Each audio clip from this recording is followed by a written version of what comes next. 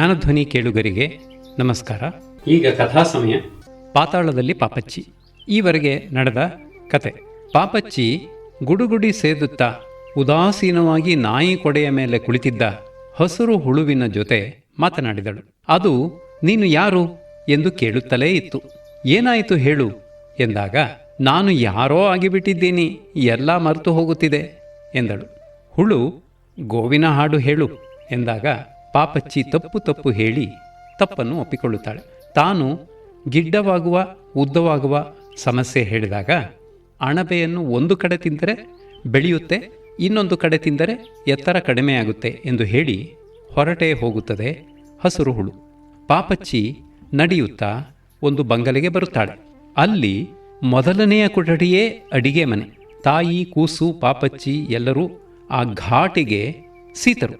ಅದರಲ್ಲಿ ಇಬ್ಬರಿಗೆ ಮಾತ್ರ ಮೆಣಸಿನ ಪುಡಿ ಯಾವ ತೊಂದರೆಯೂ ಆದ ಹಾಗೆ ಕಾಣಲಿಲ್ಲ. ಅಡಿಗೆಯವಳಿಗೆ ಮತ್ತು ಅಲ್ಲೇ ಒಲೆಯ ಮೇಲೆ ಕುಳಿತು ಹಲ್ಲು ಕಿರಿಯುತ್ತಿದ್ದ ಬೆಕ್ಕಿಗೆ. ಬೆಕ್ಕು ಯಾಕೆ ಹೀಗೆ ಹಲ್ಲು ಕಿರಿಯುತ್ತಿದೆ ಅಂತ ಕೇಳಿದಾಗ, ಅಮ್ಮ ಅವರು ಅದು ಬಾಬಾ ಬುಡನ್ ಬೆಕ್ಕು ಅಂತ ಹೇಳ್ತಾರೆ. ಮತ್ತೆ ಆ ಕೂಸಿನ ಬಗ್ಗೆ ಯಾರಿಗೂ ಮುದ್ದು ಇದ್ದ ಹಾಗೆ ಕಾಣಲ್ಲ. ಅಡಿಗೆಯವಳು ಒಂದು ಸಟ್ಟುಕ ಎಸಿತಾಳೆ. ಕೂಸಿನ ಮೂಗಿನ ತುದಿಗೆ ಸರಿಯಾಗಿ ತಗುಲುತ್ತೆ. ಅಯ್ಯೋ ಕೂಸು ಅಂತ ಪಾಪಚ್ಚಿ ಕೂಗಿದಾಗ ಮಗು ಅಳುತ್ತೆ. ಯಾಕೆ ಬಡ್ಕೊಳ್ತೀಯಾ? ಅವರವ್ರ ಪಾಡು ಅವರವರಿಗೆ, ನಿನ್ನ ಮೂಗು ನಿನಗೆ, ಕೂಸಿನ ಮೂಗು ಕೂಸಿಗೆ ಅಂತ ಅಮ್ಮ ಅವರು ಹೇಳ್ತಾರೆ. ಆಮೇಲೆ ಆ ಕೂಸು ಹಂದಿ ಮರಿಯಾಗಿಬಿಡುತ್ತೆ. ಹಂದಿ ಮರಿಯನ್ನು ನಿಧಾನವಾಗಿ ಕೆಳಗಿಳಿಸಿದಾಗ ಸಂತೋಷವಾಗಿ ಓಡಿ ಹೋಗುತ್ತೆ. ಬಾಬಾ ಬುಡನ್ಗಿರಿ ಹಲ್ಲು ಕಿರಿಯುತ್ತಲೇ ಇರುತ್ತೆ. ಅದನ್ನು ಬಾಬಾ ಬುಡನ್ ಅಂತ ಮೆಲ್ಲಗೆ ಮಾತಾಡಿಸುತ್ತಾಳೆ ಪಾಪಚ್ಚಿ. ಆ ಬಾಬಾ ಬುಡನ್ ಬೆಕ್ಕು ಇದ್ರ ಜೊತೆಯಲ್ಲಿ ಮಾತಾಡುತ್ತೆ. ಆವಾಗ ಪಾಪಚ್ಚಿಗೆ ಸ್ವಲ್ಪ ಸಮಾಧಾನ ಆಗುತ್ತೆ. ಯಾವ ದಾರಿಯಿಂದ ಮುಂದೆ ಹೋಗಬೇಕು ಅಂತ ಕೇಳುತ್ತೆ. ಕೇಳಿದಾಗ ಬಾಬಾ ಬುಡನ್ ಬೆಕ್ಕು ಅವಳಿಗೆ ದಾರಿಯನ್ನು ಹೇಳುತ್ತೆ. ಕೊನೆಗೆ ಅಳಿಸಿ ಹೋಗಲಿಕ್ಕೆ ಶುರು ಮಾಡುತ್ತೆ. ಆ ಬಾಲ ತುದಿ ಮೊದಲು ಹೋಗುತ್ತೆ, ಅಲ್ಲಿಂದ ಕ್ರಮವಾಗಿ ದೇಹ ಎಲ್ಲ ಅಳಿಸಿ ಹೋಗುತ್ತೆ. ಕೊನೆಗೆ ಹಲ್ಲು ಕಿರಿತ ಕೊನೆಯಲ್ಲಿ ಮಾಯವಾಗುವಂಥದ್ದು. ಈಗ ಮುಂದಿನ ಕಥೆಯನ್ನು ನೋಡಿ. ಅಳಿಲ ಸೇವೆ. ಅಳಿಲಿನ ಮನೆಯ ಬಾಗಿಲಿನಲ್ಲಿ ಜವಾನರು ಯಾರೂ ಇರಲಿಲ್ಲ. ಪಾಪಚ್ಚಿ ನೆಟ್ಟನೆ ಮನೆಯನ್ನು ಪ್ರವೇಶಿಸಿದಳು. ಅಲ್ಲಿ ಅಳಿಲು ಟೋಪಿ ಅಂಗಡಿಯವನು ತಿಂಡಿ ತಿನ್ನುತ್ತಾ ಕುಳಿತಿದ್ದರು. ಇಬ್ಬರನ್ನೂ ಒಟ್ಟಿಗೆ ಕಂಡದ್ದರಿಂದ ಪಾಪಚ್ಚಿಯ ಸಂತೋಷ ಇಮ್ಮಡಿಯಾಯಿತು. ಆದರೆ ಇಬ್ಬರು ಹುಚ್ಚರೂ ಒಟ್ಟಿಗೆ ಸೇರಿದ್ದಾರೆ, ಏನೇನೋ ಅನಾಹುತ ಆಗುತ್ತೋ ಎಂದು ಅವಳಿಗೆ ಕೊಂಚ ದಿಗಿಲು ಬೇರೆ. ವಿಶಾಲವಾದ ಒಂದು ಕೋಣೆ, ಅದರ ಮಧ್ಯೆ ಒಂದು ದೊಡ್ಡ ಮೇಜು, ಅದರ ಮೇಲೆ ರೊಟ್ಟಿ, ಬೆಣ್ಣೆ, ಉಪ್ಪಿನಕಾಯಿ, ಕಾಫಿ ಇತ್ಯಾದಿ. ಅಲ್ಲಿದ್ದದ್ದು ಒಂದೇ ಕುರ್ಚಿ. ಅದರಲ್ಲಿ ಟೋಪಿಯವನು ಆಗಲೇ ಕುಳಿತು ಬಿಟ್ಟಿದ್ದನು. ತಕ್ಕ ಮಟ್ಟಿಗೆ ಎತ್ತರವಾದ ಆಳು, ಕಡ್ಡಿ ಪೈಲ್ವಾನ್ ಎಂದು ಅವನನ್ನು ಕರೆಯಬಹುದು. ಒಣಗಿದ ದೇಹ, ಚರ್ಮ, ಮೂಳೆ ಎರಡು ಮಾತ್ರ ಕಾಣುತ್ತಿತ್ತು. ಸದಾ ರೋಗದಲ್ಲಿ ನರಳುತ್ತಿದ್ದನೋ ಏನೋ. ತಲೆಯ ಮೇಲೆ ಹಳದಿಯ ರುಮಾಲು, ಅದರ ಮೇಲೆ ಒಂದರ ಮೇಲೊಂದಾಗಿ ಜೋಡಿಸಿದ್ದ ಬಗೆ ಬಗೆಯ ಟೋಪಿಗಳು, ಖದ್ದರ್, ಮಖಮಲ್, ನೋಬೆಲ್, ಅಮಾನುಲ್ಲಾ, ಗಾಂಧಿ, ಫೆಜ್ ಇತ್ಯಾದಿ. ತನ್ನ ಅಂಗಡಿಯನ್ನು ಅವನು ತಲೆಯ ಮೇಲೆ ಹೊತ್ತುಕೊಂಡು ತಿರುಗುತ್ತಿದ್ದನು. ಮಲಗಿಕೊಳ್ಳುವಾಗ ಈ ಗೋಪುರವನ್ನು ಹೇಗೆ ಕೆಳಕ್ಕೆ ಇಳಿಸುತ್ತಿದ್ದನೋ ದೇವರೇ ಬಲ್ಲ. ಅಳಿಲಿಗೆ ಕೂರಲು ಕುರ್ಚಿ ಇರಲಿಲ್ಲ. ಆದ್ದರಿಂದ ಅದು ಒಂದು ಎಮ್ಮೆ ಕರುವಿನ ಮೇಲೆ ಕುಳಿತುಕೊಂಡಿತ್ತು. ಎಮ್ಮೆ ಕರು ತೂಕಡಿಸುತ್ತಾ ಮೆಲುಕು ಹಾಕುತ್ತಿತ್ತು. ಕುಳಿತುಕೊಳ್ಳುವುದಕ್ಕೆ ಇನ್ನೊಂದು ಕುರ್ಚಿ ಇಲ್ಲದಿದ್ದರೂ ಪಾಪಚ್ಚಿಯನ್ನು ಕಂಡು ಕೂಡಲೇ ಇಬ್ಬರು ಬನ್ನಿ ದಯಮಾಡಿಸಿ ಕೂಡಿ ಎಂದು ಕೇಳಿಕೊಂಡರು. ಉಪಚಾರದ ಮಾತುಗಳು ಒಂದರ ಮೇಲೊಂದು ಬಂದವು. ಬರಿಯ ಒಣ ಉಪಚಾರ. ಟೋಪಿಯವನು ತೆಗೆದುಕೊಳ್ಳಿ ಎಂದು ಹೇಳಿ ಬಹಳ ವಿನಯದಿಂದ ಒಂದು ತಟ್ಟೆ ತಿಂಡಿಯನ್ನು ಅವಳು ನಿಂತಿದ್ದ ಕಡೆಗೆ ತಳ್ಳುವ ಹಾಗೆ ನಟಿಸಿದನು. ತಿಂಡಿ ಇಲ್ಲ, ತೀರ್ಥವಿಲ್ಲ, ಬರಿಯ ನಟನೆ. ಅಳಿಲು ಒಂದು ಬಟ್ಟಲು ಕಾಫಿಯನ್ನು ಅವಳ ಮುಂದೆ ಇಡುವ ಹಾಗೆ ಮಾಡಿತು. ಪಾಪಚ್ಚಿಯೂ ಅದನ್ನು ಎತ್ತಿ ಕುಡಿಯುವ ಹಾಗೆ ನಟಿಸಿದಳು. ಇನ್ನೇನು ಮಾಡುವುದು? ವಿಧಿಯಿಲ್ಲ, ಹುಚ್ಚರ ಸಹವಾಸ. ಸಕ್ಕರೆ ಸಾಲದೆ ಎಂದು ಟೋಪಿಯವನ ಉಪಚಾರ ಬೇರೆ. ಏನು ತುಂಬ ಬಿಸಿ, ಏನು ಕಚ್ಚಿಕೊಂಡು ಕುಡಿಯಬಹುದು, ಅದು ಬೆಳ್ಳಿ ಬಟ್ಟಲು ಎಂದು ಅಳಿಲಿನ ಉಪಚಾರ. ಪಾಪಚ್ಚಿಗೆ ನಗು ಬಂತು. ಆದರೂ ತಡೆದುಕೊಂಡಳು. ಏನೋ ಅಳಿಲು ಸೇವೆ ಎಂದು ಅಳಿಲು ಹೇಳಿತು. ನನ್ನ ಶಕ್ತಿಯನುಸಾರ ನಾನು ಟೋಪಿ ಹಾಕಿದೆ ಎಂದು ಟೋಪಿಯವನು ಹೇಳಿದನು. ಕೊಂಚ ಹೊತ್ತು ಎಲ್ಲರೂ ಸುಮ್ಮನಿದ್ದರು. ಪಾಪಚ್ಚಿ ಮೇಜಿನ ಹತ್ತಿರ ನಿಂತೇ ಇದ್ದಳು. ಆಗ ಟೋಪಿಯವನು ಕಾಗೆ ಮರಿಗೆ ಕಾಡಿಗೆ ಹಚ್ಚಿದರೆ ಕಾಡಿಗೆಲ್ಲ ಕಾಣುತ್ತೆ ಅಂದರೆ ಏನು ಹೇಳಿ ಎಂದನು. ಒಗಟುಗಳೆಂದರೆ ಪಾಪಚ್ಚಿಗೆ ಬಹಳ ಉತ್ಸಾಹ. ನಾನು ಬೇಕಾದರೆ ಹೇಳುತ್ತೇನೆ ಎಂದು ಅವಳು ಕುಣಿಯುತ್ತಾ ಹೇಳಿದಳು. ಇದನ್ನು ಕಂಡು ಟೋಪಿಯವನಿಗೆ ಕೋಪ ಬಂತು. ಬೇಕಾದರೆ ಹೇಳುತ್ತೇನೆ. ಯಾರಿಗೆ ಬೇಕಾದರೆ? ನಿಮಗೋ ನಮಗೋ ಎಂದು ಕೇಳಿದನು. ಸರಿ, ಪ್ರಾರಂಭವಾಯಿತು ಎಂದು ಪಾಪಚ್ಚಿ ಅಂದುಕೊಂಡಳು. ನಿಮಗಾದರೂ ಸರಿಯೇ, ನನಗಾದರೂ ಸರಿಯೇ, ಒಗಟಿಗೆ ಉತ್ತರ ಮುಖ್ಯ ಅಷ್ಟೇ ತಾನೇ ಎಂದು ಹೇಳಿದಳು. ಹಾಗಲ್ಲ, ನಿಮಗೆ ಬೇಕಾದರೆ ಎಂದರೆ ಒಂದರ್ಥ, ನಮಗೆ ಬೇಕಾದರೆ ಎಂದರೆ ಇನ್ನೊಂದರ್ಥ ಎಂದು ಟೋಪಿಯವನು ವಾದಿಸಿದನು. ಆಗ ಎಮ್ಮೆ ಕರು, ಹೌದು, ಎ ಕರು ಎಂದರೆ ಒಂದರ್ಥ, ಕರು ಎ ಎಂದರೆ ಇನ್ನೊಂದರ್ಥ ಎಂದು ಮಧ್ಯೆ ಬಾಯಿ ಹಾಕಿತು. ತನ್ನ ಒಂದು ಕುರ್ಚಿಯಾಗಿದ್ದ ಪ್ರಾಣಿಗೆ ಅತಿಥಿ ಯಜಮಾನರ ಮಾತಿನ ನಡುವೆ ಬಾಯಿ ಹಾಕುವಷ್ಟು ದುರಹಂಕಾರ ಬಂದದ್ದನ್ನು ನೋಡಿ ಅಳಿಲಿಗೆ ತುಂಬಾ ರೇಗಿತು. ಅದರ ಮೂಗಿನ ತುದಿಗೆ ಕುದಿಯುತ್ತಿದ್ದ ಕಾಫಿಯನ್ನು ಕೊಂಚ ಹೊಯ್ದು ಅದಕ್ಕೆ ಬುದ್ಧಿ ಕಲಿಸಿತು. ಪಾಪ ಮೂಕ ಪ್ರಾಣಿ, ಎಷ್ಟು ನೋವಾಯಿತೋ ಎಂದು ಹೇಳಿ ಟೋಪಿಯವನು ಕಣ್ಣೊರೆಸಿಕೊಂಡನು. ಇವೆಲ್ಲಕ್ಕೂ ಹೆಚ್ಚು ಗಮನ ಕೊಡದೆ ಪಾಪಚ್ಚಿ ಒಗಟಿಗೆ ಉತ್ತರವೇನೆಂದು ಹುಡುಕಾಡುತ್ತಿದ್ದಳು. ಕಾಗೆಯ ಕಣ್ಣಿಗೆ ಕಾಡಿಗೆ, ಕಾಡಿಗೆಲ್ಲ ಕಾಣುತ್ತೆ, ಏನಿರಬಹುದು? ಹುಣ್ಣಿಮೆ ಚಂದ್ರನೇ, ಕೋಳಿ ಮರಿಯೇ, ಕೋಗಿಲೆಯೇ, ಕುದುರೆ ಗಾಡಿಯೇ, ಸೀಮೆ ಸುಣ್ಣವೇ, ಬೆಣ್ಣೆಯೇ, ಕನ್ನಡಕವೇ? ಅಷ್ಟರಲ್ಲೇ ಟೋಪಿಯವನು ಇವತ್ತು ಯಾವ ವಾರ ಎಂದು ಕೇಳಿದನು. ಯಾರೂ ಉತ್ತರ ಹೇಳಲಿಲ್ಲ. ಕಡೆಗೆ ಅವನೇ ಜೇಬಿನಿಂದ ಒಂದು ದಪ್ಪ ಗಡಿಯಾರವನ್ನು ತೆಗೆದು ಕಿವಿಗೆ ಹಿಡಿದು ನೋಡಿ ಅದು ನಡೆಯುತ್ತಿಲ್ಲವೆಂದು ಗೊತ್ತಾದಾಗ ಅದನ್ನು ಒಂದು ಬಟ್ಟಲು ಕಾಫಿಯೊಳಗೆ ಅದ್ದಿ ಸರಿಪಡಿಸಿದನು. ಆ ಗಡಿಯಾರ ವಾರವನ್ನು ಮಾತ್ರ ತೋರಿಸುತ್ತಿತ್ತು. ಗಂಟೆ, ನಿಮಿಷ ಇವುಗಳು ಒಂದನ್ನೂ ತೋರಿಸುವಂತೆ ತಯಾರಾಗಿರಲಿಲ್ಲ. ಬರಿಯ ವಾರವನ್ನು ಮಾತ್ರ ತೋರಿಸುತ್ತಿತ್ತು. ಇಂಥ ಗಡಿಯಾರ ಸಾಕೆ? ನಿಮಗೆಲ್ಲರಿಗೂ ಹೊತ್ತು ತಿಳಿಯಬೇಡವೇ ಎಂದು ಪಾಪಚ್ಚಿ ಕೇಳಿದಳು. ಬೇಕಿಲ್ಲ, ನಮಗೆ ಯಾವಾಗಲೂ ಮಧ್ಯಾಹ್ನ 3 ಗಂಟೆ ಸಮಯವೇ, ನಮಗೆ ಯಾವಾಗಲೂ ತಿಂಡಿ ತಿನ್ನುವ ಹೊತ್ತು, ಆದ್ದರಿಂದ ವಾರ ಒಂದು ಗೊತ್ತಾದರೆ ಸಾಕಾಗಿದೆ ಎಂದು ಅಳಿಲು ಹೇಳಿತು. ಯಾವಾಗಲೂ ತಿಂಡಿ ತಿನ್ನುತ್ತಿರುವುದಕ್ಕೆ ಹಸಿವಾಗಬೇಡವೇ ಎಂದು ಪಾಪಚ್ಚಿ ವಿಚಾರಿಸಿದಳು. ಏನು, ತಿಂಡಿ ತಿನ್ನುವುದಕ್ಕೆ ಹೊಟ್ಟೆ ಇದ್ದರೆ ಸಾಲದೆ, ಹಸಿವೂ ಬೇಕೇ? ಇದೀಗ ಹೊಸ ವಿಷಯ ಎಂದು ಟೋಪಿಯವನು ಆಶ್ಚರ್ಯದಿಂದ ಹೇಳಿದನು. ಅದಿರಲಿ, ಒಗಟೆಗೆ ಉತ್ತರ ಕಂಡು ಹಿಡಿದಿರಾ ಎಂದು ಅಳಿಲು ಪಾಪಚ್ಚಿಯನ್ನು ಕೇಳಿತು. ನಾನು ಸೋತೆ, ನನಗೆ ಯಾವುದೂ ತೋರಲಿಲ್ಲ. ಇನ್ನೊಂದಕ್ಕೆ ನಾನು ಹೇಳುತ್ತೇನೆ, ಇದರ ಉತ್ತರ ನೀವೇ ಹೇಳಿ ಎಂದು ಪಾಪಚ್ಚಿ ತಾಳ್ಮೆಯಿಂದ ಕೇಳಿಕೊಂಡಳು. ಆದರೆ ನನಗೂ ಗೊತ್ತಿಲ್ಲ ಎಂದು ಅಳಿಲು, ನನಗೆ ಮೊದಲೇ ತಿಳಿಯದು ಎಂದು ಟೋಪಿಯವನು ಹೇಳಿಬಿಟ್ಟರು.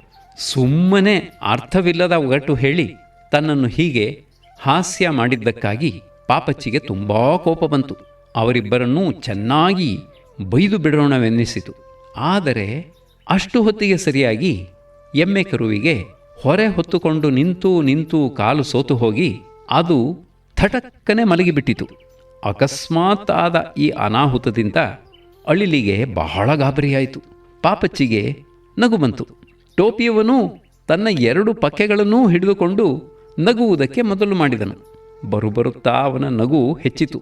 ತಲೆಯ ಮೇಲಿದ್ದ ಅವನ ಟೋಪಿ ಅಂಗಡಿ ತೂರಾಡುತ್ತಾ ಈಗಲೋ ಆಗಲೋ ಯಾರ ಮೇಲೋ ಬೀಳುವ ಹಾಗಿತ್ತು. ಸುಮಾರು ಅರ್ಧ ಗಂಟೆ ಆದ ಮೇಲೆ ಅವನ ನಗು ಹತೋಟಿಗೆ ಬಂತು. ಗೋಪುರ ಹಿಂದಿನಂತೆ ನೆಟ್ಟಗೆ ನಿಂತುಕೊಂಡಿತು. ಹುಚ್ಚರಿಬ್ಬರೂ ಪಾಪಚ್ಚಿಯ ಕಡೆ ತಿರುಗಿ, ಅಮ್ಮ, ಒಂದು ಕತೆ ಹೇಳಿ ಎಂದು ಬೇಡಿದರು. ಒಗಟಿನಿಂದಾದ ಅವಮಾನಕ್ಕೆ ಅವಳು ಇನ್ನೂ ಮುನಿಸಿಕೊಂಡಿದ್ದಳು. ಕೋಪ ಇಳಿದಿರಲಿಲ್ಲ. ಆದ್ದರಿಂದ ಪಾಪಚ್ಚಿ ಒಲ್ಲೆ ಎಂದಳು. ಹಾಗಾದರೆ ಲೋ ಕುಂಭಕರ್ಣ, ನೀನು ಹೇಳೋ, ನಿನ್ನ ತಾತ ಹೇಳುತ್ತಿದ್ದ ಕಥೆಗಳಲ್ಲಿ ಒಂದು ಜ್ಞಾಪಕ ಇಲ್ಲವೇನೋ ಎಂದು ಕೇಳಿ ಟೋಪಿಯವನು ಎಮ್ಮೆ ಕರುವನ್ನು ಎಬ್ಬಿಸಿ ಹಿಡಿದು ನಿಲ್ಲಿಸಿದನು. ಕರು, ಒಂದಾನೊಂದು ಊರಿನಲ್ಲಿ 3 ಜನ ಅಕ್ಕ ತಂಗಿಯರಿದ್ದರು. ಅವರ ಹೆಸರು ಶಿಂಗಿ, ರಂಗಿ, ಲಿಂಗಿ. ಅವರು ಒಂದು ಬಾವಿಯೊಳಗೆ ಮನೆ ಮಾಡಿಕೊಂಡು ಸುಖವಾಗಿದ್ದರು. ಪಾಪಚ್ಚಿ, ಅಲ್ಲಿ ಅವರಿಗೆ ಆಹಾರ? ಕರು, ಅಲ್ಲಿ ಅವರು 3 ಹೊತ್ತು ತುಪ್ಪ ಕುಡಿದು ಜೀವಿಸುತ್ತಿದ್ದರು. ಪಾಪಚ್ಚಿ, ಅದು ಹೇಗೆ? ಬರೀ ತುಪ್ಪ ಕುಡಿದು ಹೊಟ್ಟೆ ತುಂಬಿಸಿಕೊಂಡರೆ ಕಾಯಿಲೆ ಬರುತ್ತದೆ ಅಷ್ಟೇ. ಕರು, ಹೌದು, ಅವರೆಲ್ಲರಿಗೂ ಯಾವಾಗಲೂ ತಡೆಯಲಾರದ ಹೊಟ್ಟೆ ನೋವು. ಪಾಪಚ್ಚಿ, ಇರಲಿ, ತುಪ್ಪ ಕುಡಿಯಬೇಕಾಗಿದ್ದರೆ ಅವರು ಬಾವಿಯೊಳಗೆ ಏನು ಮಾಡುತ್ತಿದ್ದರು? ಕರು: ಓ, ನಾನು ಹೇಳುವುದಕ್ಕೆ ಮರೆತಿದ್ದೆ, ಅದು ತುಪ್ಪದ ಬಾವಿ ಪಾಪಚ್ಚಿ. ಎಲ್ಲ ಸುಳ್ಳು, ಅಂಥದ್ದೊಂದು ಬಾವಿಯೇ ಇಲ್ಲ. ಪಾಪಚ್ಚಿಗೆ ಇದೊಂದು ಕೆಟ್ಟ ಸ್ವಭಾವ ನೋಡಿ. ಪ್ರಶ್ನೆ ಹಾಕುವುದು. ಯಾರಾದರೂ ಕಥೆ ಹೇಳುತ್ತಿದ್ದರೆ ನಿಧಾನವಾಗಿ ಕೇಳಬೇಕು, ಸಲಸಲಕ್ಕೂ ಕೊಕ್ಕೆ ಹಾಕಬಾರದು, ಅಡ್ಡ ಮಾತನ್ನು ಆಡಬಾರದು. ಹೂಗುಟ್ಟುತ್ತಾ ಮುಂದಕ್ಕೆ ಹೋಗಬೇಕು. ಆಗ ಕಥೆಯ ಸ್ವಾರಸ್ಯ ಕೆಡುವುದಿಲ್ಲ. ಕೇಳುವವರಿಗೂ ಹೇಳುವವರಿಗೂ ಉತ್ಸಾಹ ಇರುತ್ತದೆ. ಇತರರಿಗೆ ನಮ್ಮ ಪ್ರಶ್ನೆಗಳು ಅನೇಕ ವೇಳೆ ರುಚಿಸುವುದಿಲ್ಲ. ಪ್ರಶ್ನೆ ಕೇಳಿದರೆ ಅವರು ಮೇಲೆ ಬೀಳುತ್ತಾರೆ. ಅಳಿಲ ಮನೆಯಲ್ಲಿಯೂ ಆ ದಿನ ಹಾಗೆಯೇ ಆಯಿತು. ಟೋಪಿಯವನಿಗೆ ತುಂಬ ರೇಗಿತು. ಪಾಪಚ್ಚಿಯನ್ನು ಬಹಳವಾಗಿ ಬೈದನು. ಇಲ್ಲ ಇಲ್ಲ, ಕ್ಷಮಿಸಿ, ಇನ್ನು ಮುಂದೆ ನಾನು ತೆಪ್ಪಗಿರುತ್ತೇನೆ ಎಂದು ಪಾಪಚ್ಚಿ ಅನೇಕ ಸಲ ಕೈ ಮುಗಿದಳು. ಕಡೆಗೆ ಪಾಪಚ್ಚಿ: ಅಂಥದ್ದೊಂದು ಬಾವಿ ಇದ್ದಿರಬಹುದು, ಈಗಲೂ ಇರಬಹುದು. ಕರು: ಒಂದೇ 1000 ಬಾವಿ ಇವೆ, ತಿಳಿಯಿತೋ? ಪಾಪಚ್ಚಿ: ಇವೆ, ಒಪ್ಪಿದೆ, ಕಥೆಯನ್ನು ಮುಂದುವರಿಸಿ. ಕರು: ರಂಗಿ, ಶಿಂಗಿ, ಲಿಂಗಿ ಎಂಬ 3 ಜನ ಹೆಂಗಸರು ಅಲ್ಲಿ ಯಾವಾಗಲೂ ಸೇದುತ್ತಾ ಇದ್ದರು. ಪಾಪಚ್ಚಿ ತನ್ನ ಪ್ರತಿಜ್ಞೆಯನ್ನು ಮರೆತು: ಏನನ್ನು ಸೇದುತ್ತಿದ್ದರು? ಕರು: ತುಪ್ಪವನ್ನ. ಪಾಪಚ್ಚಿ ಅನುಮಾನಿಸುತ್ತ: ಅದು ಹೇಗೆ? ಕರು: ಅಷ್ಟು ಗೊತ್ತಿಲ್ಲವೇ? ನೀರಿನ ಬಾವಿಯಿಂದ ನಾವು ಏನನ್ನು ಸೇದುತ್ತೇವೆ? ಪಾಪಚ್ಚಿ: ನೀರನ್ನ. ಕರು: ಸರಿ, ಆ ಬಾವಿಯೊಳಗೆ ಇದ್ದದ್ದು ತುಪ್ಪ, ಆದ್ದರಿಂದ ಅದನ್ನು ಸೇದುತ್ತಿದ್ದರು. ಪಾಪಚ್ಚಿ: ಆದರೆ ಅವರು ಬಾವಿಯ ಒಳಗೆ ವಾಸವಾಗಿದ್ದಾರಲ್ಲ? ಕರು: ಹೌದು, ಒಳಗಿನಿಂದ ತಾನೇ ಸೇದಬೇಕು. ಪಾಪಚ್ಚಿ ಅಸಮಾಧಾನದಿಂದ: ನನಗೆ ಅದು ಅರ್ಥವಾಗಲಿಲ್ಲ. ಪಾಪಚ್ಚಿಯ ನಡತೆಯಿಂದ ಅಳಿಲಿಗೂ ಟೋಪಿಯವನಿಗೂ ಕೋಪ ಬಂತು. ಅರ್ಥವಾಗದಿದ್ದರೆ ಬಿಡಿ, ಅದರಿಂದ ಅನರ್ಥವೇನೂ ಇಲ್ಲ ಎಂದು ಹೇಳಿ ಟೋಪಿಯವನು ನಕ್ಕನು. ಪಾಪಚ್ಚಿಗೆ ಬಹಳ ಅವಮಾನವಾಯಿತು. ಮುನಿಸಿಕೊಂಡು ಹೊರಟೇ ಹೋದಳು. ಅವಳ ಕೋಪಕ್ಕೆ ಯಾರೂ ಲಕ್ಷ್ಯ ಕೊಡಲಿಲ್ಲ. ಯಾರೂ ಹಿಂದಕ್ಕೆ ಕರೆಯಲೇ ಇಲ್ಲ. ಥು, ಈ ಹುಚ್ಚರ ಮನೆಗೆ ಬರಲೇಬಾರದಾಗಿತ್ತು ಎಂದು ಹೇಳಿಕೊಂಡಳು. ಆಗ ಅವಳ ಎದುರಿಗಿದ್ದ ಒಂದು ಮರದ ಬುಡದಲ್ಲಿ ಚಚ್ಚೌಕವಾದ ಬಾಗಿಲಿದ್ದಂತೆ ಕಂಡಿತು. ಒಳಗೆ ಹೋಗಿ ಅದನ್ನು ತಳ್ಳಿದಳು. ಅದು ತೆರೆಯಿತು. ಧೈರ್ಯವಾಗಿ ಅದರೊಳಕ್ಕೆ ನುಗ್ಗಿದಳು. ಕೊಂಚ ದೂರ ಹೋದ ಮೇಲೆ ರಸ್ತೆ ಬಲಕ್ಕೆ ತಿರುಗಿತು. ಅಲ್ಲಿ ಹಿಂದಿನ ಗಾಜಿನ ಗುಂಡು ಮೇಜು, ಚಿನ್ನದ ಬೀಗದ ಕೈ, ತೋಟದ ಬಾಗಿಲು. ಆಗಿನ ಹಾಗೆ ಈಗ ಅಡಬೇಕಾಗಿಲ್ಲ ಎಂದು ಹೇಳುತ್ತಾ ಅಣಬೆಯ ಚೂರುಗಳಿಂದ ತನ್ನ ಎತ್ತರವನ್ನು ಕಡಿಮೆ ಮಾಡಿಕೊಂಡು ಬಾಗಿಲ ಸಂದಿನಿಂದಲೇ ತೂರಿಕೊಂಡು ಮತ್ತೆ ಮೊಳದಷ್ಟು ಎತ್ತರಕ್ಕೆ ತನ್ನ ದೇಹವನ್ನು ತಂದುಕೊಂಡಳು. ಅಂತೂ ಕೊನೆಗೆ ಆ ಉದ್ಯಾನವನ್ನು ಪ್ರವೇಶಿಸಿದಳು. ಅಲ್ಲಿ ತಂಪಾದ ಗಾಳಿ, ಇಂಪಾಗಿ ಹಾಡುವ ಬಣ್ಣದ ಹಕ್ಕಿಗಳು, ಬಣ್ಣಿಸಲಾರದ ಬಣ್ಣಗಳು, ಹುಚ್ಚು ಹುಚ್ಚಾಗಿ ಬೆಳೆದ ಹುಲ್ಲು, ಹಣ್ಣಿನ ಭಾರವನ್ನು ಹೊರಲಾರದೆ ತೆಗೆದುಕೊಳ್ಳಿ, ನನ್ನ ತಲೆ ಹೊರೆ ಕೊಂಚೆ ಇಳಿಸಿಕೊಡಿ ಎಂದು ಅಂಗಲಾಚಿ ಬೇಡುವ ಮರಗಳು. ಅದುವರೆಗೂ ಅನುಭವಿಸಿದ ಕಷ್ಟಗಳೆಲ್ಲವನ್ನೂ ಪಾಪಚ್ಚಿ ಬೇಗನೆ ಮರೆತು ಬಿಟ್ಟಳು. ಅವಳು ಆ ತೋಟದಲ್ಲಿ ಕುಣಿಯುತ್ತಾ ಹಾಡುತ್ತಾ ಓಡಾಡುತ್ತಿದ್ದಳು. ಅಲ್ಲಿ ಎತ್ತರವಾಗಿ ಬೆಳೆದಿದ್ದ ಒಂದು ಬಿಳಿಯ ಗುಲಾಬಿ ಗಿಡ, ಅದರ ತುಂಬ ಅಗಲವಾದ ಹೂವುಗಳ ಗೊಂಚಲುಗಳು. ಆ ಗಿಡದ ಶುಶ್ರೂಷೆಯನ್ನು 3 ಆಳುಗಳು ಅತಿ ಜಾಗರೂಕತೆಯಿಂದ ಮಾಡುತ್ತಿದ್ದರು. ಪ್ರತಿಯೊಂದು ಹೂವಿನ ಎಸಳಿಗೂ ಅವರು ಕೆಂಪು ಬಣ್ಣವನ್ನು ಬೆಳೆಯುತ್ತಿದ್ದರು. ಪಾಪಚ್ಚಿ ಆ ಗಿಡದ ಹತ್ತಿರ ಹೋಗಿ ಜವಾನರ ವಿಚಿತ್ರ ಕೆಲಸವನ್ನು ನೋಡುತ್ತಾ ನಿಂತಿದ್ದಳು. ಆಗ ಒಬ್ಬ ಆಳು, ಲೋ 5, ಎಲೆಯ ಮೇಲೆ ಬೀಳಿಸಬೇಡ, ಜೋಕೆ 5. ನಾನೇನು ಮಾಡಲಿ ಅಣ್ಣ? 7 ನನ್ನ ಕೈ ತಟ್ಟಿದ, ಒಂದಿಷ್ಟು ಚೆಲ್ಲಿಬಿಟ್ಟಿತು. 7 ಕೋಪದಿಂದ, ಲೋ, ನಿನ್ನ ಹಣೆ ಬರಹವೇ ಅಷ್ಟು, ಇನ್ನೊಬ್ಬನ ಮೇಲೆ ಚಾಡಿ ಹೇಳಿಕೊಂಡು ನಿನ್ನ ಹೊಟ್ಟೆ ತುಂಬಿಸಿಕೋ. 5 ಕುಪಿತನಾಗಿ, ಮುಚ್ಚೋ, ಕಂಡಿದ್ದೀನಿ, ಬೊಗಳು ಬೇಡ. ಆಯಿತು, ನಿನ್ನ ಗತಿ ಪೂರೈಸಿತು. ಇವತ್ತು ಯಮರಾಯನ ಪಟ್ಟಣಕ್ಕೆ ಚೀಟಿ ಕೊಟ್ಟು ಕಳುಹಿಸುತ್ತಾರೆ, ಕೇಳಿಲ್ವೋ ನೀನಿನ್ನೂ? ನಿನ್ನೆ ಸಾಯಂಕಾಲ ಸನ್ನಿಧಾನದಿಂದ ಅಪ್ಪಣೆಯಾಗಿದೆ, ಅಮಾಸೆ ದಿನ ನಿನ್ನ ತಲೆ ಕತ್ತರಿಸಬೇಕು ಅಂತ. ಮೊದಲು ಮಾತನಾಡಿದವನು, ಅದು ಯಾಕಣ್ಣ? 7 ಲೋ 2, ನಿನಗ್ಯಾಕೋ ಅದೆಲ್ಲ? ನಿನ್ನ ತಲೆ ಹೋಗುವ ಸಂದರ್ಭ ಏನೂ ಇಲ್ಲವಲ್ಲ. ನಾನು ಸತ್ತರೆ ನಿನಗೆ ವಡೆ ಪಾಯಸ ಕೂಡ ಸಿಕ್ಕುವುದಿಲ್ಲ. ಸುಮ್ಮನೆ ನಿನ್ನ ಪಾಡಿಗೆ ಬಣ್ಣ ಬಳಿ. 5 ನಾನು ಹೇಳ್ತೇನಣ್ಣ ಯಾಕೆ ಅಂತ. ಎಲ್ಲರಿಗೂ ಗೊತ್ತಾಗಿದೆ ಆಗಲೇ. ನಿನ್ನ ಕಿವಿಗೆ ಇನ್ನೂ ಮುಟ್ಟಿಲ್ಲ ಅಷ್ಟೆ. ನಿನ್ನೆ ಅರಮನೆ ಅಡಿಗೆಯವನು ಏಳನ್ನು ಕರೆದು ಕೊಂಚ ಕರಿಬೇವಿನ ಸೊಪ್ಪು ತೆಗೆದುಕೊಂಡು ಬಾ ಎಂದು ಹೇಳಿದ. ಅದಕ್ಕಿವನು ಎಲ್ಲೋ ಜ್ಞಾನದಲ್ಲಿ ನೆಟ್ಟಿಗೆ ಹೋಗಿ ಬೇವಿನ ಸೊಪ್ಪು ಕಿತ್ಕೊಂಡು ಬಂದು ಕೊಟ್ಟ. ಆ ದಡ್ಡ ಅದನ್ನು ಸಾರಿಗೆ ಹಾಕಿಯೇ ಬಿಟ್ಟ. ಏಳು ತನ್ನ ಪೆಚ್ಚುತನ ಬಯಲಾದದ್ದರಲ್ಲಿ ಕೋಪಗೊಂಡು, ಯಾಕೋ ಹೇಳಿದೆ, ನಿನ್ನ ಹಲ್ಲು ಧರಿಸಿ ಚರ್ಮ ಸುಲಿದು ಮೂಗು ಕೊಯ್ದು. ಅಷ್ಟರಲ್ಲಿ ಅವರು ಪಾಪಚ್ಚಿಯನ್ನು ಕಂಡರು. ತಮ್ಮ ಜಗಳವನ್ನು ನಿಲ್ಲಿಸಿ ಸುಮ್ಮನಾದರು. ಎಲ್ಲರೂ ಅವಳಿಗೆ ಕೈ ಮುಗಿದರು, ಅಡ್ಡ ಬಿದ್ದರು. ತಪ್ಪಾಯಿತು ಬುದ್ಧಿ, ನಿಮ್ಮ ಪಾದ ತಪ್ಪಾಯಿತು ಬುದ್ಧಿ ಎಂದು ಹೇಳಿದರು. ಹೂಗಳಿಗೆ ಯಾಕೆ ಬಣ್ಣ ಹಾಕುತ್ತಿದ್ದೀರಿ ಎಂದು ಪಾಪಚ್ಚಿ ಕೇಳಿದಳು. 5, 7 ಇವರಿಬ್ಬರೂ ಯುದ್ಧಕ್ಕೆ ಅಣಿಯಾಗಿದ್ದುದರಿಂದ ಅವರ ಆವೇಶವು ಇನ್ನೂ ತಗ್ಗಿರಲಿಲ್ಲ. ಆದ್ದರಿಂದ 2, ನೋಡಿ ಬುದ್ಧಿ, ಇಲ್ಲಿ ಒಂದು ಕೆಂಪು ಗುಲಾಬಿಯನ್ನು ನೆಡಬೇಕಾಯಿತು ಬುದ್ಧಿ, ಅದು ತಪ್ಪಿ ಬಿಳಿಯದನ್ನು ಹಾಕಿಬಿಟ್ಟೆವು ಬುದ್ಧಿ. ರಾಣಿಯವರ ಸನ್ನಿಧಾನಕ್ಕೆ ಇದು ತಿಳಿದರೆ ನಮ್ಮನ್ನು ಪ್ರಾಣ ಸಹಿತ ಬಿಡುವುದಿಲ್ಲ ಬುದ್ಧಿ. ಇನ್ನೇನು ಇನ್ನೊಂದು ಅರೆಗಳಿಗೆಯಲ್ಲಿ ಇಲ್ಲಿಗೆ ಚಿತ್ತೈಸುತ್ತಾರೆ ಬುದ್ಧಿ. ಅದಕ್ಕೆ ಆದಷ್ಟು ಬೇಗ ಬಣ್ಣ ಹಾಕುತ್ತಿದ್ದೇವೆ ಬುದ್ಧಿ ಎಂದು ಹೇಳಿದನು. ಆಗ 5 ಸವಾರಿ ಸವಾರಿ ಎಂದು ಕಿರಿಚಿದನು. 3 ನೆಲದ ಮೇಲೆ ದಂಡ ಪ್ರಣಾಮ ಮಾಡಿದರು. ಹಾಗೆಯೇ ಬಿದ್ದಿದ್ದರು. ಕೊಂಬು ಕಹಳೆಗಳ ಸದ್ದಾಯಿತು. ಜನರ ಗದ್ದಲ ಕೇಳಿಸಿತು. ಪಾಪಚ್ಚಿ ಆ ಕಡೆ ತಿರುಗಿ ನೋಡಿದಳು. 10 ಜನ ಗಿರುಳು ಮೀಸೆಯ ಸಿಪಾಯಿಗಳು ಒಂದು ಸಾಲಿಗೆ ಇಬ್ಬಿಬ್ಬರಂತೆ ಮೊದಲು ಬಂದರು. ಅವರೆಲ್ಲರೂ ಕಳಾವಿರಿನ ಆಕಾರದಲ್ಲಿ ಕತ್ತರಿಸಿದ ಕಪ್ಪು ರಟ್ಟಿನ ತುಂಡುಗಳನ್ನು ಕೋಲಿಗಳಿಗೆ ಸಿಕ್ಕಿಸಿ ಎತ್ತಿ ಹಿಡಿದು ಭರ್ಜಿಗಳಂತೆ ತರುತ್ತಿದ್ದರು.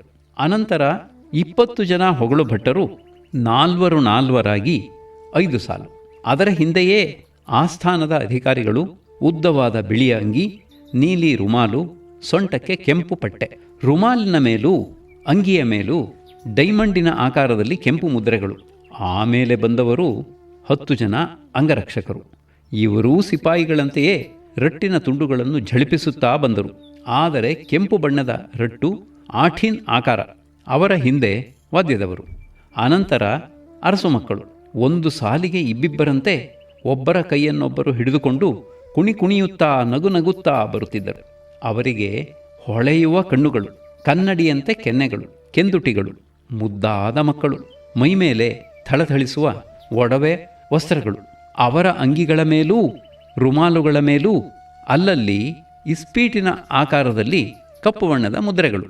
ಅವರ ಹಿಂದೆಯೇ ಅರಮನೆಗೆ ಅತಿಥಿಗಳಾಗಿ ದಯಮಾಡಿಸಿದ್ದ ನೆರೆಹೊರೆ ಸಂಸ್ಥಾನಗಳ ರಾಜರು, ಅವರ ಅರಸಿಯರು, ಮಂತ್ರಿ ಪ್ರಧಾನರು, ದಂಡನಾಯಕರು, ಕೆಲವು ಸಾಮಂತ ರಾಜರು, ಅವರ ಪತ್ನಿಯರು. ಅವರ ನಡುವೆ ಎಲ್ಲರೊಂದಿಗೂ ಬಹಳ ವಿನಯದಿಂದ ಮಾತನಾಡುತ್ತಾ ಬಿಳಿಯ ಮೊಲವೂ ಬರುತ್ತಿತ್ತು. ಅನಂತರ ಕೊಂಚ ಹಿಂದೆ ಒಬ್ಬನೇ ಇಸ್ಪೀಟು ಗುಲಾಮನ ಉಡುಗೆ ತೊಡುಗೆಗಳನ್ನು ಧರಿಸಿದ್ದ ಪ್ರಧಾನಮಂತ್ರಿ. ಆಮೇಲೆ ತಮ್ಮ ಕರುಣಾಕಟಾಕ್ಷವನ್ನು ಅತ್ತಿತ್ತ ಬೀರುತ್ತಾ ಪ್ರಜೆಗಳ ಪುರೋಭಿವೃದ್ಧಿಗಾಗಿ ಮಾಡಬೇಕಾದ ಕೆಲಸಗಳನ್ನು ಕುರಿತು ತಮ್ಮೊಳಗೆ ತಾವೇ ಮಾತನಾಡಿಕೊಳ್ಳುತ್ತಾ ಬರುತ್ತಿದ್ದ ಇಸ್ಪೀಟು ರಾಜ, ಪಕ್ಕದಲ್ಲೇ ಇಸ್ಪೀಟು ರಾಣಿ. ಇತರರ ಹಾಗೆ ತಾನೂ ಕೆಳಮುಖವಾಗಿ ನೆಲದ ಮೇಲೆ ಮಲಗಿಕೊಳ್ಳಬೇಕೇನೋ ಎಂದು ಪಾಪಚ್ಚಿಗೆ ಶಂಕೆಯಾಯಿತು. ಆದರೆ ರಾಜನೂ ರಾಣಿಯೂ ಇಷ್ಟು ವೈಭವದಿಂದ ವಿಜಯ ಮಾಡುತ್ತಿರುವಾಗ ಎಲ್ಲರೂ ತಲೆ ಎತ್ತದೆ ದಾರಿಯುದ್ದಕ್ಕೂ ಮಲಗಿಬಿಟ್ಟರೆ ಮೆರವಣಿಗೆಯಿಂದ ಏನು ಪ್ರಯೋಜನ ಎಂದು ಯೋಚಿಸಿ ಅಂತಹ ನಡವಳಿಕೆ ಎಲ್ಲರಿಗೂ ಅನ್ವಯಿಸತಕ್ಕದ್ದಲ್ಲ ಎಂದು ತೀರ್ಮಾನಿಸಿ ಅಲ್ಲಿಯೇ ನಿಂತುಕೊಂಡಿದ್ದಳು. ಹತ್ತಿರಕ್ಕೆ ಸವಾರಿ ಬಂದಾಗ ರಾಣಿಯವರ ದೃಷ್ಟಿ ಪಾಪಚ್ಚಿಯ ಮೇಲೆ ಬಿತ್ತು. ಅವಳೆದರಿಗೆ ರಾಜನೂ ರಾಣಿಯೂ ನಿಂತುಕೊಂಡರು. ರಾಣಿಯವರು ಕೊಂಚ ಹೊತ್ತು ಅವಳನ್ನು ದುರುದುರನೆ ನೋಡುತ್ತಿದ್ದರು. ಕೊನೆಗೆ ಮಂತ್ರಿಯನ್ನು ಕರೆತರಿಸಿ ಇದು ಯಾರು ಎಂದು ಕೇಳಿದರು. ಅವನು ಪಾಪ ಏನೂ ತಿಳಿಯದು ಕಣ್ ಬಿಟ್ಟ. ಕೊಂಚ ಕೆಮ್ಮಿ ತಲೆ ಕೆರೆದು ಕೊನೆಗೆ ಸುಮ್ಮನಾದನು. ಕತ್ತೆ ಎಂದು ರಾಣಿಯವರು ಅವನಿಗೆ ಆಶೀರ್ವಾದ ಮಾಡಿದರು. ಅನಂತರ ಪಾಪಚ್ಚಿಯನ್ನು ಕುರಿತು ನಿನ್ನ ಹೆಸರೇನು ಮಗು ಎಂದು ಕೇಳಿದಳು. ಪಾಪಚ್ಚಿಗೆ ಮೊದಮೊದಲು ರಾಜನನ್ನೂ ರಾಣಿಯನ್ನೂ ಪರಿವಾರವನ್ನೂ ಕಂಡಾಗ ಕೊಂಚ ದಿಗಿಲಾಗಿತ್ತು. ಆದರೆ ಅವಳು ಹಾಗೆಲ್ಲ ಹೆದರುವ ಹುಡುಗಿಯಲ್ಲ. ಅಣ್ಣನ ಬೀರುವಿನಲ್ಲಿದ್ದ ಇಸ್ಪೀಟು ಕಟ್ಟಿನ ಗೊಂಬೆಗಳ ಹಾಗಿವೆ, ಇವಕ್ಕೆ ನಾನು ಏಕೆ ಹೆದರಬೇಕು ಎಂದು ಹೇಳಿ ಮನಸ್ಸಿಗೆ ಧೈರ್ಯ ತಂದುಕೊಂಡು, ಮಹಾಸ್ವಾಮಿ, ನನ್ನ ಹುಟ್ಟು ಹೆಸರು ಪಾರ್ವತಮ್ಮ, ಇಟ್ಟ ಹೆಸರು ಪಾಪಚ್ಚಿ ಎಂದಳು. ಸರಿ, ಇವರು ಯಾರು ಇಲ್ಲಿ ಮಲಗಿರುವವರು ಎಂದು ರಾಣಿಯವರು ಅಲ್ಲಿ ಬಿದ್ದಿದ್ದ ಜವಾನರನ್ನು ತೋರಿಸುತ್ತಾ ಕೇಳಿದರು. ನಾನು ಏಕೆ ಹೇಳಲಿ ಎಂದು ಪಾಪಚ್ಚಿ ಸುಮ್ಮನಿದ್ದಳು. ಆದರೆ ಒಂದು ವಿಚಿತ್ರ, ಅಲ್ಲಿ ಮಲಗಿದ್ದ ಜವಾನರ ಬೆನ್ನಿಗೂ ಇತರರೆಲ್ಲರ ಬೆನ್ನಿಗೂ ಅಂಗಿಯ ಬಣ್ಣದಲ್ಲಾಗಲಿ ಅಂಚು ಗೆರೆ ಮುದ್ರೆ ಇವುಗಳಲ್ಲಾಗಲಿ ಯಾವ ವ್ಯತ್ಯಾಸವೂ ಇರಲಿಲ್ಲ. ಎಲ್ಲರ ಬೆನ್ನಿಗೂ ಒಂದೇ ಬಗೆಯ ಬಟ್ಟೆಯ ಅಂಗಿ, ಇಸ್ಪೀಟು ಕಟ್ಟಿನಲ್ಲಿರುವ ಹಾಗೆಯೇ. ಆಳುಗಳು ಹಾಗೆಯೇ ಬಿದ್ದುಕೊಂಡಿದ್ದರೆ ಅವರು ಜವಾನರೋ, ಅರಸಿಯರೋ, ಅತಿಥಿಗಳೋ, ಸಿಪಾಯಿಗಳೋ, ಪುರೋಹಿತರೋ, ಅಧಿಕಾರಿಗಳೋ ಯಾವುದೂ ಹೇಳಲಾಗುತ್ತಿರಲಿಲ್ಲ. ಇವರು ಯಾರು ಎಂದು ರಾಣಿ ಪಾಪಚ್ಚಿಯನ್ನೇ ಇನ್ನೊಂದು ಸಾರಿ ಕೇಳಿದಳು. ನನಗೇನು ಗೊತ್ತು ಎಂದು ಅವಳು ಉತ್ತರ ಹೇಳಿಬಿಟ್ಟಳು. ರಾಣಿ ಹೆಬ್ಬುಲಿಯ ಹಾಗೆ ರೇಗಿದಳು. ಕತ್ತರಿಸು ಇವಳ ತಲೆಯನ್ನ ಎಂದು ಒಬ್ಬ ಭಟನಿಗೆ ಆಜ್ಞಾಪಿಸಿದಳು. ಆದರೇನು, ಪಾಪಚ್ಚಿ ಕೊಂಚವೂ ಹೆದರಲಿಲ್ಲ. ಹುಚ್ಚರು, ನಿಮಗೆಲ್ಲ ಹುಚ್ಚು ಎಂದು ಧೈರ್ಯವಾಗಿ ರಾಣಿಯ ಮುಖ ಮುರಿಯುವ ಹಾಗೆ ಮಾತನಾಡಿದಳು. ರಾಣಿಗೆ ಬಹಳ ಅವಮಾನವಾಯಿತು. ಆದರೆ ರಾಜನು ಅವಳ ಕೈಯನ್ನು ಹಿಡಿದೆಳೆದು, ಪ್ರಿಯೇ, ಬೇಡ ಬಿಡು, ಪಾಪ, ಏನೂ ತಿಳಿಯದ ಕೂಸು ಎಂದನು. ಭಟನು ಪಾಪಚ್ಚಿಯನ್ನು ಪ್ರಾಣ ಸಹಿತ ಬಿಟ್ಟನು. ಅನಂತರ ರಾಣಿ ಮಂತ್ರಿಯನ್ನು ಬಳಿಗೆ ಕರೆದು ಅವರನ್ನು ಮಗುಚು ಎಂದು ಅಪ್ಪಣೆ ಮಾಡಿದಳು. ಅವನು ಬಿದ್ದಿದ್ದವರ ಪಕ್ಕಕ್ಕೆ ಮೆಲ್ಲ ಮೆಲ್ಲನೆ ಹೋಗಿ ಕಾಲಿನಿಂದ ಒಬ್ಬೊಬ್ಬರನ್ನಾಗಿ ಮಗುಚಿ ಬೆನ್ನ ಮೇಲೆ ಮಲಗಿಸಿದನು. ಅವರು ಕೇವಲ ಜವಾನರೆಂದು ತಿಳಿದ ಕೂಡಲೇ, ನಿಂತುಕೊಳ್ಳಿರೋ ಕತ್ತೆಗಳ ಎಂದು ಹೇಳಿದನು. ಮೂವರೂ ಎದ್ದು ನಿಂತು ನಡುಕಟ್ಟಿ ಎಲ್ಲರಿಗೂ ಕೈ ಮುಗಿದರು. ಸ್ವಲ್ಪ ಹೊತ್ತಿನ ತನಕ ಕೈ ಮುಗಿಯುತ್ತಲೇ ಇದ್ದರು. ರಾಣಿಯವರು, ಇಲ್ಲಿ ಏನು ಮಾಡುತ್ತಿದ್ದೀರಿ ಎಂದು ಅವರನ್ನು ಕೇಳಿದರು. ಆಗ ಎರಡು ಬಗ್ಗಿ ನಿಂತು ಬಹಳ ನಮ್ರತೆಯಿಂದ, ಮಹಾಸ್ವಾಮಿ, ನಾವು ಇಲ್ಲಿ ಕೊಂಚ ಎಂದು ಪ್ರಾರಂಭಿಸಿದನು. ಓಹೋ, ತಿಳಿಯಿತು, ಇವರ ತಲೆ ಕತ್ತರಿಸಿ ಎಂದು ಆಜ್ಞೆ ಮಾಡಿ ರಾಣಿಯವರೂ ರಾಜನೂ ಮುಂದಕ್ಕೆ ಹೊರಟರು. ಪಾಪ, ಆ ಜವಾನರನ್ನು ಹಿಡಿದುಕೊಳ್ಳಲು ಮೂವರು ಸಿಪಾಯಿಗಳು ಹಿಂದೆ ನಿಂತರು. ಪ್ರಾಣ ಭಯದಿಂದ ಅವರು ಹೇಗೋ ತಲೆ ತಪ್ಪಿಸಿಕೊಂಡು ಪಾಪಚ್ಚಿ ನಿಂತಲ್ಲಿಗೆ ಓಡಿ ಬಂದು, ಅಮ್ಮ, ನಮ್ಮ ಜೀವ ಉಳಿಸಿಕೊಡಿ, ನಿಮ್ಮ ಹೆಸರು ಹೇಳಿಕೊಂಡು ಎಲ್ಲಾದರೂ ಕಾಲ ತಳ್ಳುತ್ತೇವೆ ಎಂದು ಕಾಲಿಗೆ ಎರಗಿದರು. ಪಾಪಚ್ಚಿ ಅವರನ್ನು ಹಿಡಿದೆತ್ತಿ ಹತ್ತಿರದಲ್ಲಿದ್ದ ಒಂದು ಕುಂಡದೊಳಗೆ ಇರಿಸಿದಳು. ಸಿಪಾಯಿಗಳು ಕೊಂಚ ಹೊತ್ತು ಹುಡುಕಿ ಅವರನ್ನು ಕಾಣದೆ ನಿರಾಶರಾಗಿ ಶಪಿಸುತ್ತಾ ಹೊರಟು ಹೋದರು. ರಾಣಿಯವರು, ಆಯಿತೆ ಎಂದು ಕೇಳಲು, ಬಿಟ್ಟೇವೆ ಎಂದು ಉತ್ತರ ಕೊಟ್ಟರು. ರಾಣಿಗೆ ತುಂಬ ಆನಂದವಾಯಿತು. ತುಂಡು ತುಂಡು ಮಾಡಿ ಹೂತು ಬಿಟ್ಟಿದ್ದೇವೆ ಎಂದು ಭಟರು ಹೇಳಿದರು. ಪಾಪಚ್ಚಿಯು ಮೆರವಣಿಗೆಯಲ್ಲಿ ಸೇರಿಕೊಂಡಳು. 8-10 ಮಾರು ಮುಂದಕ್ಕೆ ಹೋದ ಮೇಲೆ ಅವಳನ್ನು ರಾಣಿಯವರು ಕರೆಸಿ, ನಿನಗೆ ಚೆಂಡಾಡುವುದಕ್ಕೆ ಬರುತ್ತದೆಯೇ ಎಂದು ವಿಚಾರಿಸಿದರು. ಇತರರು ಆಡುವುದನ್ನು ನೋಡಿ ಅಲ್ಲೇ ಕಲಿತರಾಯಿತು. ಬರುವುದಿಲ್ಲವೆಂದು ಈಗಲೇ ಹೇಳಿದರೆ ಸೇರಿಸುವುದೇ ಇಲ್ಲ ಎಂದು ಯೋಚನೆ ಮಾಡಿ, ಸ್ವಲ್ಪ ಸ್ವಲ್ಪ ಬರುತ್ತೆ ಎಂದು ಪಾಪಚ್ಚಿ ಹೇಳಿದಳು. ಹಾಗಾದರೆ ನೀನು ಬಾ ಎಂದು ರಾಣಿಯವರ ಅಪ್ಪಣೆಯಾಯಿತು. ಬಿರಬಿರನೆ ನಡೆದು ಪಾಪಚ್ಚಿ ಅತಿಥಿಗಳ ನಡುವೆ ಇದ್ದ ಮೊಲದ ಸಮೀಪಕ್ಕೆ ಬಂದಳು. ಚೆನ್ನಾಗಿದ್ದೀರಾ ತಿಮ್ಮಮ್ಮನವರೇ ಎಂದು ಮೊಲವು ಕುಶಲ ಪ್ರಶ್ನೆ ಮಾಡಿತು. ಇನ್ನೂ ನನ್ನನ್ನು ತಿಮ್ಮಿ ಎಂದು ತಿಳಿದುಕೊಂಡಿದೆ ಮಂಕು ಎಂದು ಒಳಗೊಳಗೆ ಕೊಣಗುಟ್ಟುತ್ತಾ, ನೀವು ಹೇಗಿದ್ದೀರಿ, ಅಮ್ಮ ಅವರು ಎಲ್ಲಿ ಎಂದು ಪಾಪಚ್ಚಿ ಕೇಳಿದಳು. ಮೊಲ ಮೆಲ್ಲಗೆ ಮಾತನಾಡಿ, ಇಲ್ಲಿ ಎಲ್ಲರಿಗೂ ಮೈಯೆಲ್ಲಾ ಕಿವಿ ಎಂದು ಹೇಳುತ್ತಾ ರಾಣಿಯವರು ಎಷ್ಟು ಹಿಂದೆ ಇರುವರೆಂದು ಹಿಂದಿರುಗಿ ನೋಡಿತು. ಅವರು ಇನ್ನೂ ದೂರದಲ್ಲೇ ಬರುತ್ತಿರುವರೆಂದು ತಿಳಿದು, ಅಮ್ಮ ಅವರಿಗೆ ಆಗಲೇ ಮರಣದಂಡನೆಯಾಗಿದೆ, ಈಗ ಬಂದೀಖಾನೆಯಲ್ಲಿದ್ದಾರೆ ಎಂದು ಹೇಳಿತು. ಏಕೆ ಎಂದು ಪಾಪಚ್ಚಿ ಕೇಳಿದಳು. ಹತ್ತಿರ ಬನ್ನಿ, ಹೇಳುತ್ತೇನೆ, ಯಾರಿಗಾದರೂ ಕೇಳಿಸಿದರೆ ನನ್ನ ತಲೆಯೂ ಹಾರುತ್ತೆ. ಬೆಳಗ್ಗೆ ಅಮ್ಮ ಅವರು ರಾಣಿಯವರ ಕಿವಿಯನ್ನು ಹಿಡಿದು ಬಲವಾಗಿ ಹಿಂಡಿಬಿಟ್ಟರಂತೆ. ಏಕೆಂದರೆ ಅಮ್ಮ ಅವರು ಮನೆಯಿಂದ ಬರುವುದು ಕೊಂಚ ತಡವಾಯಿತು. ಅದಕ್ಕೆ ರಾಣಿಯವರು ಕೋಪಿಸಿಕೊಂಡು, ತೊಪ್ಪೆ, ಸದ್ದು, ಸರ್ವರೂ ಕುಳಿತುಕೊಳ್ಳಬೇಕು ಎಂದು ಎಲ್ಲ ಭಟರು ಒಟ್ಟಿಗೆ ಕೂಗಿದ್ದರಿಂದ ಮೊಲದ ಮಾತು ಅಲ್ಲಿಗೇ ನಿಂತು ಹೋಯಿತು. ಎಲ್ಲರೂ ನಿಂತಲ್ಲಿಯೇ ನೆಲ ನೋಡದೆ ಕುಕ್ಕರಿಸಿಬಿಟ್ಟರು. ಕೂಡಲೇ ಚೆಂಡಾಟವು ಪ್ರಾರಂಭವಾಯಿತು. ಆಟದ ಮೈದಾನವು ಸಮವಾಗಿರಲಿಲ್ಲ. ಅದು ಹಿಗ್ಗು ತಗ್ಗಾದ ಒಂದು ಪಾಳು ಬಯಲಾಗಿತ್ತು. ರಾಜನು ಮನಸ್ಸು ಮಾಡಿದ್ದರೆ ಅದಕ್ಕಿಂತ ಸೊಗಸಾದ, ಹಳ್ಳಗಿಳ್ಳಗಳು ಇಲ್ಲದ, ಮುಳ್ಳು ಪೊದರೆಗಳು ಇಲ್ಲದ ಬಯಲನ್ನು ತಯಾರು ಮಾಡಬಹುದಾಗಿತ್ತು. ಆದರೆ ಅವನಿಗೆ ಅಸಡ್ಡೆ, ತಿಳಿಗೇಡಿತನ. ಚೆಂಡಾಟದ ರೀತಿಯೂ ಕೂಡ ಕೊಂಚ ವಿಚಿತ್ರವಾಗಿತ್ತು. ಎಲ್ಲರಿಗೂ ಒಂದೊಂದು ಚೆಂಡು, ಒಂದೊಂದು ದಾಂಡು. ಅಲ್ಲಲ್ಲಿ ಇಬ್ಬಿಬ್ಬರು ಸಿಪಾಯಿಗಳು ಎದುರು ಬದರಾಗಿ ನಿಂತು ತಲೆ ಬಾಗಿಕೊಂಡು ಕಮಾನುಗಳ ಹಾಗೆ ನಿಂತಿದ್ದರು. ಅವರ ನಡುವೆ ಚೆಂಡನ್ನು ಹೊಡೆಯಬೇಕಾಗಿತ್ತು. ಎಷ್ಟು ಸಲ ಹೊಡೆದನೋ ಅಷ್ಟು ಗಟ್ಟಿಗ ಅಂತ ಹೆಸರು ಹೊಡೆದವನಿಗೆ. ಮೂತಿಯನ್ನು ಕಾಲು ಸಂದಿಯಲ್ಲಿಟ್ಟುಕೊಂಡು ನಿದ್ದೆ ಹೋಗುತ್ತಿದ್ದ ಮುಳ್ಳು ಹಂದಿಗಳೇ ಚೆಂಡುಗಳು. ದಾಂಡುಗಳು ಯಾವುವು ಅಂತ ಕೇಳುತ್ತೀರೋ? ರೆಕ್ಕೆ ಮಡಿಸಿದ ಕೊಕ್ಕರೆಗಳು. ಅಂದರೆ ಕೊಕ್ಕರೆಯ ಕಾಲುಗಳನ್ನು ಮಡಿಸಿ ಹೊಟ್ಟೆಯ ಭಾಗವನ್ನು ಕಂಕುಳಲ್ಲಿ ಬಲವಾಗಿ ಅದುಮಿ ಹಿಡಿದುಕೊಂಡು ಅದರ ಕೊಕ್ಕಿನಿಂದ ಮುಳ್ಳು ಹಂದಿಯನ್ನು ಹೊಡೆದು ಸಿಪಾಯಿಗಳ ಮಧ್ಯೆ ತೂರಿಸಬೇಕು. ಇದೇ ಆಟ. ಪಾಪಚ್ಚಿಗೆ ತಮ್ಮ ಪಾಠಶಾಲೆಯ ಚೆಂಡಾಟವೇ ಎಷ್ಟೋ ಮೇಲು ಎಂದೆನಿಸಿತು.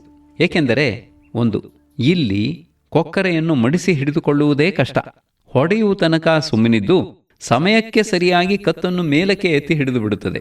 ಏನು ಮಾಡಿದರೂ ತಲೆಯನ್ನು ಎಳೆಯ ಬಿಡುವುದಿಲ್ಲ.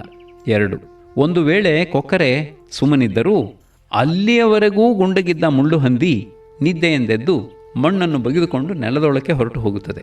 3, ಕೆಲವು ವೇಳೆ ಹಂದಿಯನ್ನು ಸರಿಯಾಗಿ ಹೊಡೆದರೂ ಅದು ಒಂದೇ ಸಮನಾಗಿ ಉರುಳದೆ ಹಳ್ಳದಲ್ಲಿ ಬಿದ್ದು ಬಿಡುತ್ತದೆ, ದಿಣ್ಣೆ ಹತ್ತುವುದಿಲ್ಲ.